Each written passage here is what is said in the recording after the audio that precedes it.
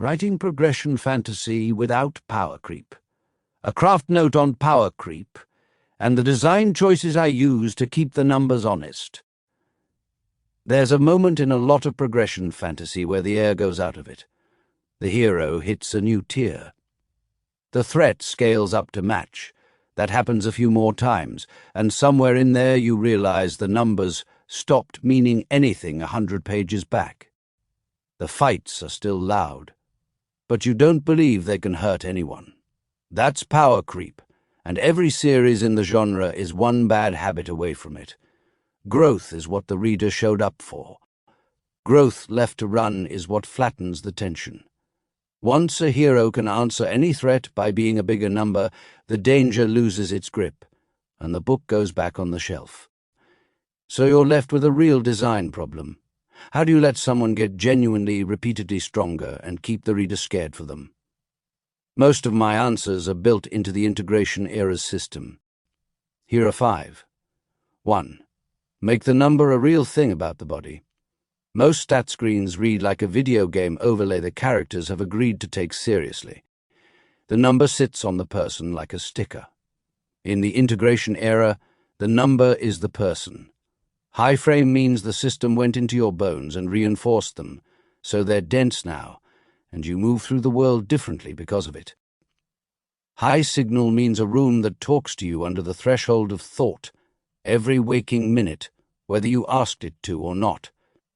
Make a stat a physical fact, and gaining it costs something. Strength you can't switch off. Hearing you can't stop. The power arrives with a bill attached, and the bill is where the stakes live. 2. Make advancement expensive, on a curve that bites. Power creep dies fast when power costs a lot, and costs more the more of it you carry. The integration prices its advances on a prime number curve. Early gains come quick and cheap.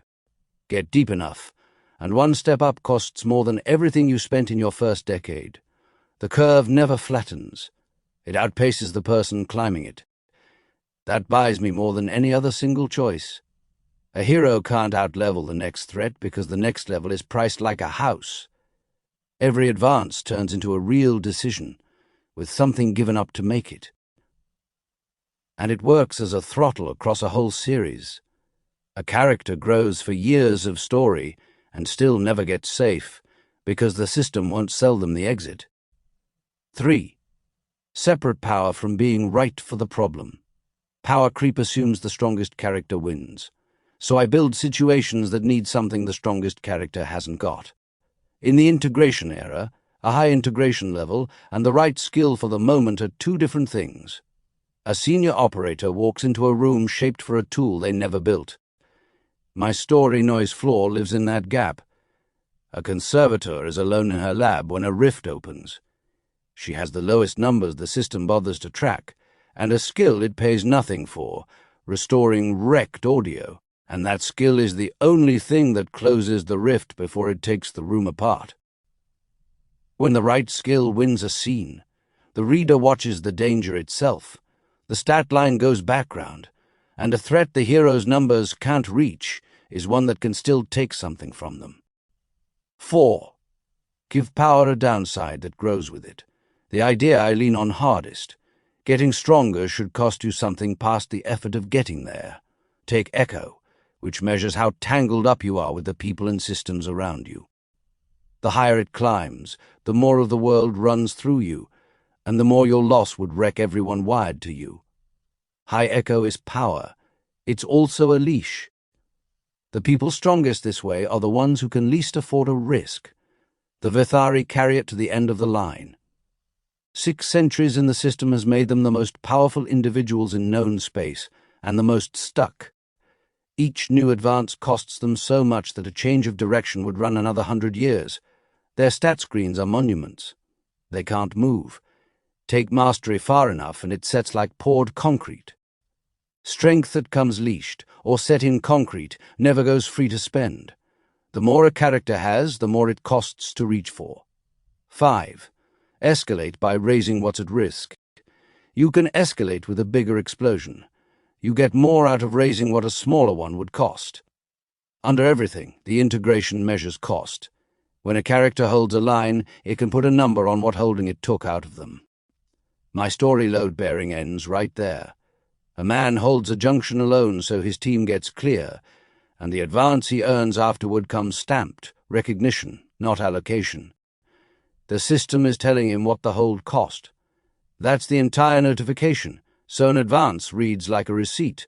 The system charges the moment, then shows you the total. Price growth in what it took from a character, and the numbers stay honest, and the reader keeps believing the next fight could cost more than the character has left. What keeps the numbers honest? People come to progression fantasy to watch someone become more, and to feel what it took to get there. The numbers are the scorecard for that, and a scorecard only works while every line on it was paid for. Keep the cost real, and the climb stays worth reading the whole way up.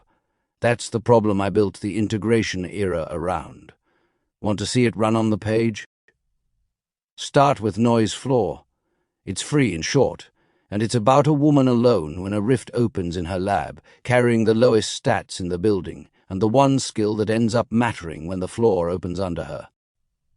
You'll find it linked in the show notes, or leave your email at integrationera.com and I'll send it over. The Integration Era is a grounded sci-fi lit RPG about a system that measures everyone and explains nothing. New stories and craft notes go up here regularly. Subscribe to read along. You've been listening to The Integration Era by Charlie Foret. All content is copyright 2026 by Charlie Foret, all rights reserved. Voices produced by Speechify. New stories, world-building deep dives, character dossiers, and more are available now at integrationera.com. Subscribe to get notified when the next post drops. The system is watching. You might as well keep up.